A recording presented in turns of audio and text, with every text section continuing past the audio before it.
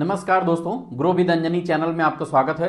दोस्तों, आज का जो टॉपिक है हमारा मिड कैप फंड में एसआईपी। मिड कैप फंड में एसआईपी 5 साल और 10 साल में कितना रिटर्न मिल सकता है, जैसा कि हमारे व्यूअर का कमेंट था। तो दोस्तों, जैसे क्वेश्चन होता है सेम उसी तरीके से हमारा उसका उत्तर होता है। तो यहाँ जो क्वेश्चन है वो ये है कि मिड कैप फंड में एसआईपी चल रहा है, तो एक मिड कैप फंड में अगर हम 5 साल या और 10 साल के लिए एसआईपी करते हैं तो हमें कितना रिटर्न मिल सकता है, ये जानना था हमारे व्यूअर का। तो दोस्तों, आज इसी टॉपिक को हम कवर करते हुए आज हम लोग जानेंगे कि मिड कैप फंड में अगर हम एसआईपी चलाते हैं तो हमें 5 साल में कितना रिटर्न मिल सकता है और 10 साल में कितना रिटर्न मिल सकता है। तो और दोस्तों, आज हम मिड कैप में देखेंगे कि सबसे ज्यादा एयूएम जिसका है। यहां पहले हम एयूएम वाइज देखेंगे, चेक करेंगे कि हमें 5 साल और 10 साल में कितना मिल सकता है। फिर हम हाई रिटर्न भी देखेंगे कि जो 5 साल में सबसे ज़्यादा जो रिटर्न दिए होंगे फंड उसको चेक करेंगे, और जो सबसे कम दिए होंगे उसको भी चेक करेंगे, और इंडेक्स हमारा कितना रिटर्न दिया है, यानी कि जो हमारा मिड कैप का बेंचमार्क है, इंडेक्स है, तो इंडेक्स को भी चेक करेंगे कितना इंडेक्स ने 5 साल और 10 साल में रिटर्न दिया है। तो चलते हैं दोस्तों अपने डेटा शीट पे और वहां चेक करते हैं।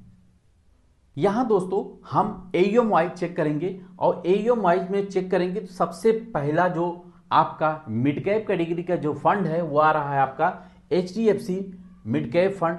HDFC mid cap fund. दूसरा आपका आ रहा है कोटक मिड कैप फंड।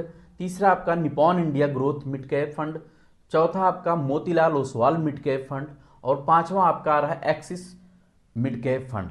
ये 5 टॉप 5 एयूएम हाई एयूएम वाले आपके फंड हैं। रिटर्न चेक करते हैं तो कितना बना के दिए हैं। तो पहला जो फंड था आपका वो था एचडीएफसी मिड कैप फंड।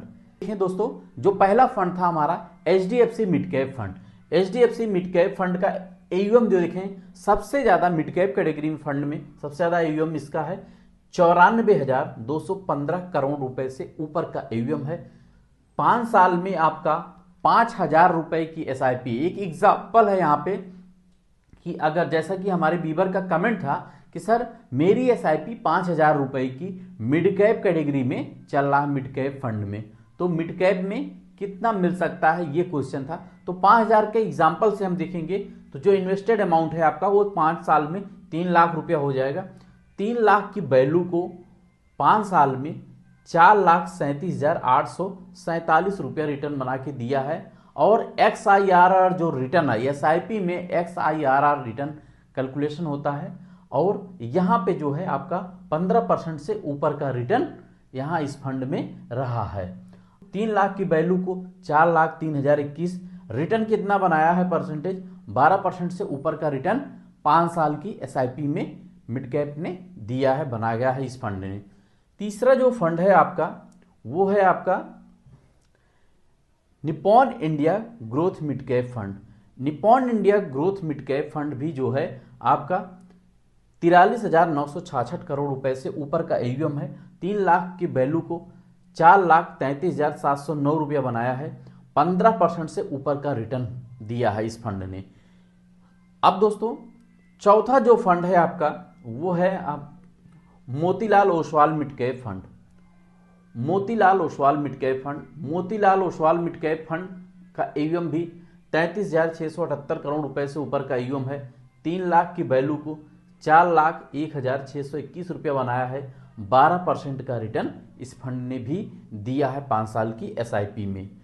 अब यहीं पे 10 साल का अगर देखें डेटा, 10 साल में जो पहला फंड था आपका HDFC mid cap fund. HDFC mid cap 10 साल में 6 लाख रुपया इन्वेस्टेड अमाउंट को 14,95,787 रुपया रिटर्न बनाया है, और रिटर्न कितना परसेंट दिया है, 17% से ऊपर का रिटर्न इस फंड ने दिया है। दूसरा जो फंड था आपका Kotak mid cap. Kotak mid cap भी जो है आपका 10 साल में 16% से ऊपर का रिटर्न दिया है। 6 लाख की वैल्यू को 14,02,407 रुपया फंड ने बनाया है। अब तीसरा जो फंड है वो है आपका Nippon India mid cap fund. Nippon India mid cap fund 6 lakh की वैल्यू को 15,40,414 रुपया बनाया है और 18% से ऊपर का रिटर्न इस फंड ने दिया है। अब दोस्तों हम यहाँ मिड कैप कैटेगरी के इंडेक्स को देखेंगे, यानी कि बेंचमार्क को देखेंगे। जो मिड कैप का बेंचमार्क है वो निफ्टी मिड कैप 150 TRI है। अगर इसको चेक करेंगे कि 5 साल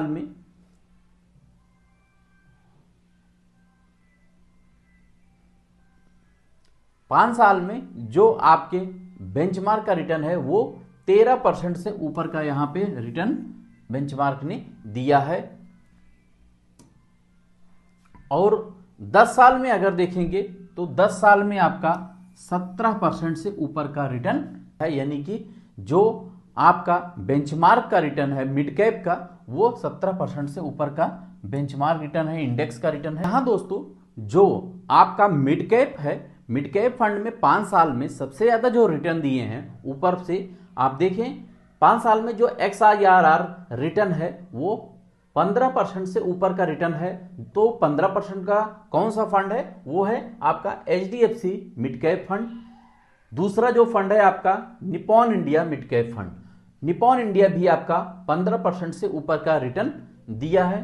तीसरा आपका है ICI Pru mid cap fund जो 14% का रिटर्न दिया है। यहां सबसे हाई जो है वो है, और तीसरे पे आपका ICI हो गया, चौथे पे आपका हो गया Invesco India mid cap. Invesco India mid cap भी आपका 14% से ऊपर का रिटर्न दिया है। इडेलवाइज मिड कैप 14% से ऊपर का रिटर्न दिया है।